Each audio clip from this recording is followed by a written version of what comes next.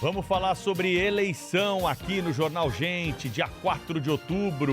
Os brasileiros vão às urnas para escolher os seus representantes onde tiver segundo turno, dia 25 de outubro. E até lá tem muita informação e notícia para você que está acompanhando a nossa programação.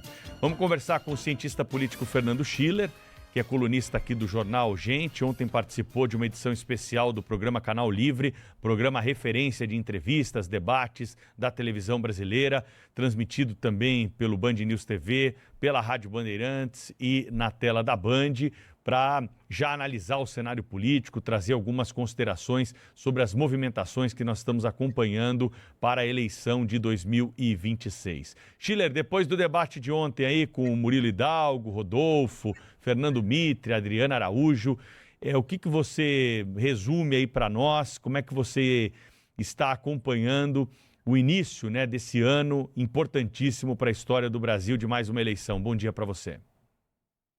Tudo bem, Pedro? Cláudio, Sônia. Vamos lá, né? Duas questões, eu acho, importantes do Canal Livre, várias, né? Mas vamos lá, duas eu vou destacar aqui. Uma delas é próximos 60 dias a definição final sobre quem será o concorrente, pelo menos o principal nome do campo da direita para enfrentar Lula nas eleições, né? E você tem várias hipóteses abertas. Uma é a confirmação, a consolidação da candidatura do Flávio Bolsonaro, que hoje é a alternativa está mais no cenário, mais viável, mais provável, né? Na medida que a candidatura foi ganhando corpo. As últimas pesquisas, Question especialmente, já mostram o Flávio Bolsonaro aliás, a Atlas Intel, que é a última pesquisa, mostrou o Flávio Bolsonaro a 4 pontos do Lula em simulações de segundo turno, mesmo percentual do Tarcísio de Freitas, da Michele Bolsonaro. Então, 4 pontos numa simulação de segundo turno, nós estamos aí entrando no ano eleitoral, então tem muita água para rolar embaixo da ponte ainda. Cá entre nós não é nada mal, né? Para um candidato relativamente novo, mas relativamente muito menos conhecido do que Lula e o pai, Bolsonaro. Um dado interessante, hoje o Flávio já tem mais de 90%, isso é um dado pelo Murilo Hidalgo, do Instituto Paraná Pesquisa, mais de 90% já da votação do pai, então ele se consolidou neste campo da chamada direita associada ao ex-presidente Bolsonaro. Ainda tem um caminho a percorrer neste campo mais à direita, não vinculado diretamente, ou seja, né, ao ex-presidente Bolsonaro, mas vem acumulando pontos nessa direção. A rejeição vem caindo.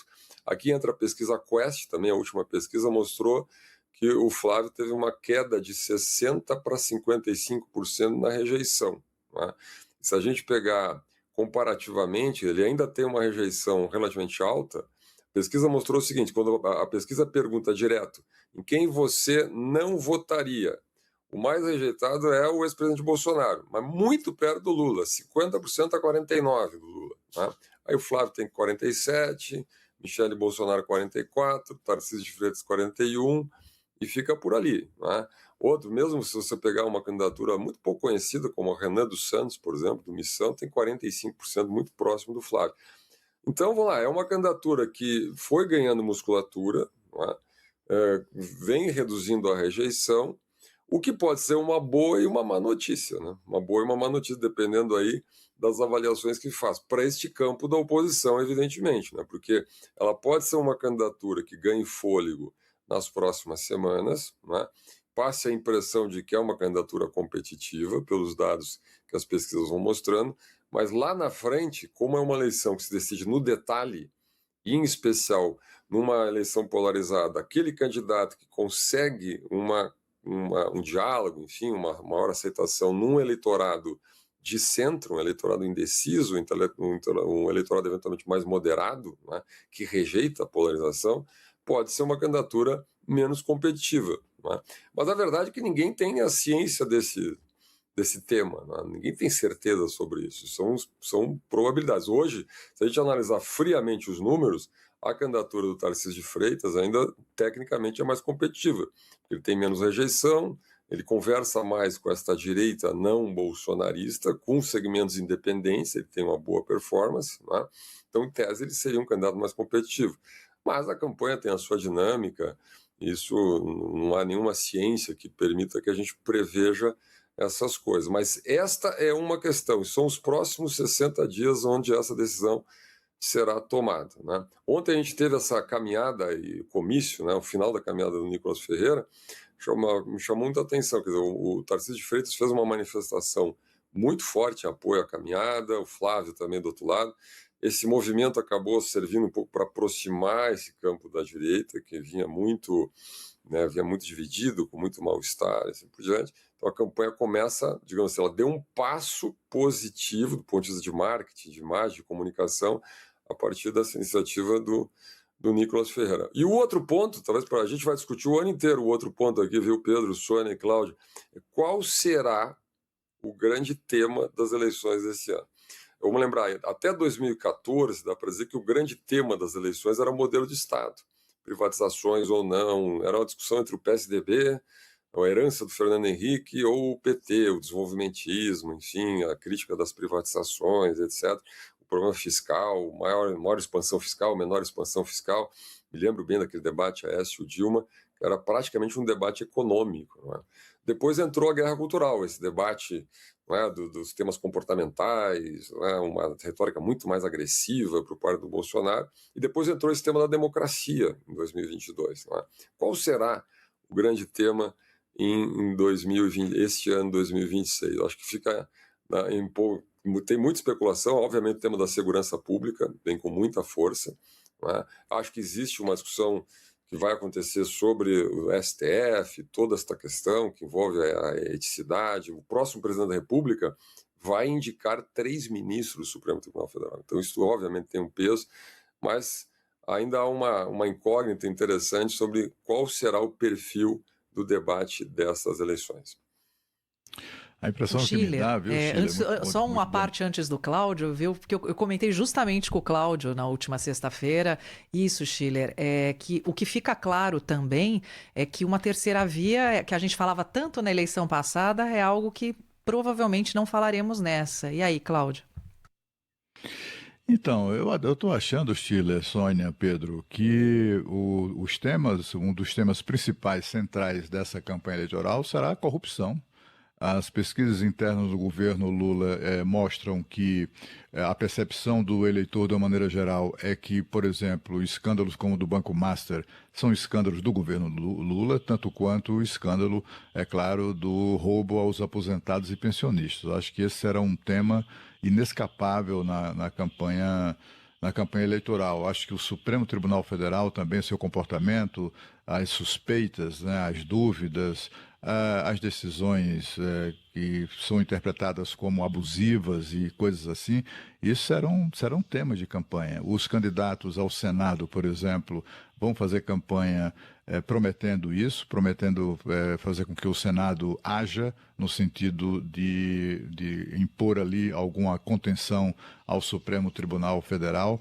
Acho que, além da segurança pública, que eu acho que é o primeiro tema de mais relevante, como o Schiller apontou, eu acho que esses temas serão os mais importantes, eu não tenho dúvida disso. A gente viu a manifestação nas ruas ontem, foi uma coisa absolutamente espantosa, assim. Eu estava dando carona a pessoas próximas, a familiares que queriam ir lá no ato. Eu também precisava fazer as observações próprias de um jornalista que cobre a cena política, e o que eu vi foi uma motivação, uma determinação muito acentuada, um envolvimento muito acentuado das pessoas nesses temas. Você não acha que haverá, Sheila, um peso substantivo mesmo nessa questão do Supremo, das decisões e também da corrupção?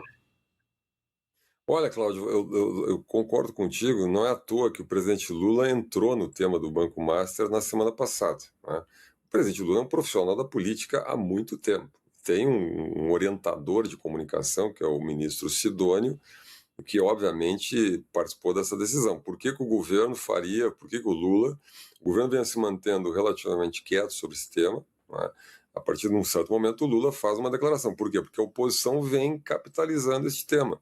Por uma questão óbvia, porque existe uma aliança política entre a maioria do Supremo e o governo federal, né? Então, o governo federal que deu suporte, o Lula que deu suporte político, retórico, filosófico, ideológico, etc., ao ministro Alexandre de Moraes. Agora que há essa denúncia, que eu estou dizendo denúncia, né, essa especulação toda, enfim, toda esta questão ética envolvendo a esposa do ministro, mas vamos lá, Dias Toffoli foi uma indicação direta pessoal do Lula, sempre teve uma vinculação histórica com os governos do Lula, do PT, então é difícil você desmembrar, né, você separar essas coisas exatamente, né? Então a oposição obviamente faz a sua retórica, o governo entrou, o Lula entrou no tema, no jogo, né, e mostrando que isso mexe com o governo.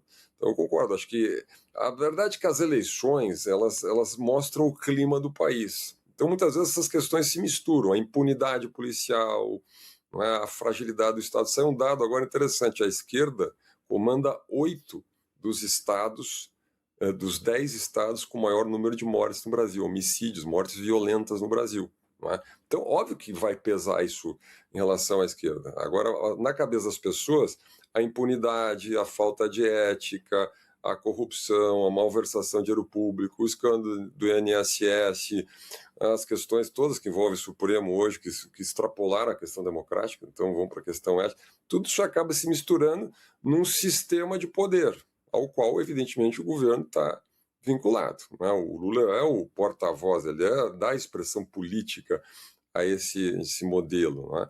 Isso incomoda. Então, acho que essa foi a intuição do Nicolas Ferreira. Não estou entrando no mérito da caminhada, cada um tem as suas simpatias ou antipatias aqui na nossa audiência, isso é normal numa democracia, mas ele teve a intuição, fazer a caminhada, criar o gesto, as imagens, não é? A chuva, o calor, não é? Enfim, toda aquela... E hoje funciona isso nas redes sociais, mobilizou a militância digital, ele conseguiu pautar politicamente boa parte da semana, não é? Até o final da semana. O governo ficou atônito. Havia um registro que eu faço interessante, né? Havia vão proibir a marcha, né? O Brasil virou um país tão estranho que alguém poderia sugerir, vamos proibir a marcha. O deputado Lindenberg Farias, inclusive, pediu que a polícia rodoviária proibisse a marcha. É um ato, eu diria, patético e profundamente autoritário, né? Que é um direito do cidadão fazer a sua manifestação.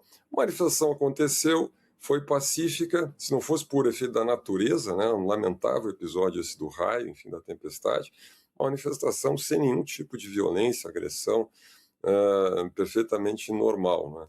E um gol, né, então, desse campo político da direita. Eu acho que é um problema, sim, eu acho que o governo está preocupado com isso e eu acho que haverá algum tipo de reação nas próximas semanas. Hein? Fernando Schiller está Então, conosco. Pois não, Cláudio? Pedro, só concluindo essa questão da manifestação, eu esqueci de dizer isso na abertura.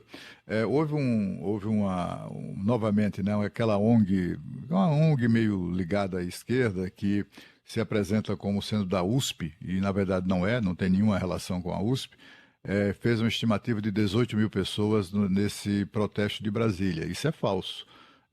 O que eu vi lá, um negócio muito maior do que isso, né? Muito pelo contrário. A estimativa da Secretaria de Segurança Pública aqui do Distrito Federal é que nas 4 horas de concentração debaixo de temporal, a multidão variou de 50 a 100 mil pessoas. Houve momentos em que havia, nas estimativas da Secretaria de Segurança, mais de 100 mil pessoas ali na Praça do Cruzeiro. E teve até uma curiosidade, viu, Schiller? A chuva parou no momento em que o Nicolas Ferreira subiu lá no palanque improvisado para fazer o discurso dele. Só parou neste momento. E depois voltou a cair um temporal daqueles mesmo de chuá, né? De lavar a alma, né? Muita água poderia lavar muita coisa suja que anda por aqui, não é? Ô Schiller, aproveitando a tua presença aqui, eu falei no começo hoje do jornal a respeito das investigações aí do caso do Banco Master, né, que estão seguindo, sobre essa pressão que há para que o ministro Dias Toffoli abra mão do foro privilegiado e encaminhe os autos para a primeira instância, já que não há autoridade com foro de prerrogativa de função diretamente ligada ali ao escândalo. E a entrevista exclusiva que está estampada hoje no Estadão com o presidente do Supremo Tribunal Federal, ministro Luiz Edson Fachin, falando a respeito de uma autolimitação, né? Porque se não houver, na opinião dele, essa autolimitação do próprio Supremo, um poder externo o fará. Esse momento que atravessa o Supremo Tribunal Federal, essa crise que tem sido vivenciada, vai ser resolvida por uma atitude dos próprios ministros, ou você acredita que não há nenhum indício de que isso possa haver, pelo menos nos próximos meses, por decisão do próprio Supremo? Essa autolimitação é muito difícil de acontecer na sua avaliação? Olha, esse é o tema que a gente estava conversando aqui, né, Pedro? Isso vai ser mote da campanha da oposição. Não é como o governo defende o atual estado de coisas, não é? Essa política majoritária do Supremo, objetivamente falando, não é? Os ministros são aplaudidos nos eventos, né, ligados ao governo ou de simpatizantes do governo. Isso aí o presidente Lula reforça isso a todo momento, não é? Então, esse é o estado de coisas do ponto de vista da relação política do Supremo Tribunal Federal. Agora, vamos lá, né? Desde 2019, nós falamos aqui no Jornal Gente do tema da instância devida do foro privilegiado, do foro prerrogativa de função, chamado, Lembrei que não é disso. respeitado no Brasil. Desde 2019.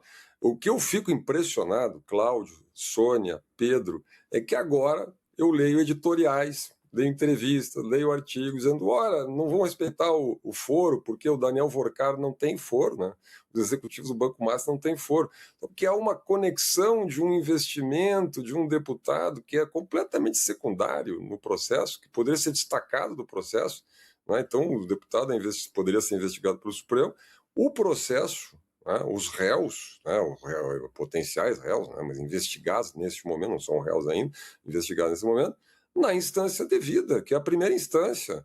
E o Supremo não poderia, o Supremo deveria funcionar, como diz a Constituição, como última instância, instância final de recurso. Né? Agora, se ele começa puxando o processo, né, e fazendo as vezes de investigador, tendo o ministro que comanda, o relator, né, que comanda toda a investigação e que impõe um sigilo rigoroso sobre todo o processo, vinculações óbvias, explícitas, porque há investimentos no resort, há o problema do envolvimento dos irmãos, há o tema do jatinho, da carona, etc. Bom, se não há um conflito de interesse nesse tema, óbvio que há uma vinculação do ministro, dos seus familiares, a todo o processo. Agora o ministro puxa o caso para si, impõe o sigilo absoluto, comanda as investigações e traz toda a crise, todo o desgaste para dentro da instituição. O ministro Fachin, que entra com o discurso da ética, etc., poderia dar uma resposta forte, faz o quê? Diz que eventualmente não teremos o Código de Ética antes das eleições. O que as eleições têm a ver com o Código de Ética do Supremo Tribunal Federal? Né? É quase jocoso isso, né? Então, eu não olho, há muitos anos a gente tem... E, de novo, eu acho que a sociedade tem parte da culpa, tá?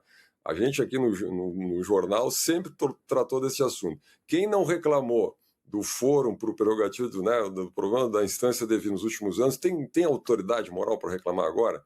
O Luciano Hang tinha foro, né? O deputado Homero Marques tinha foro, enfim, todas as pessoas, a moça do batom tinha foro, por acaso, a dona Iraci, aquela professora que foi presa, tem 70 e tantos anos, está presa 14 anos de cadeia, tinha foro, prerrogativa de função, ex-presidente tinha foro, ex-presidente até o Lula e o Temer não tinha foro, né? Ex-presidente, agora passou a ter.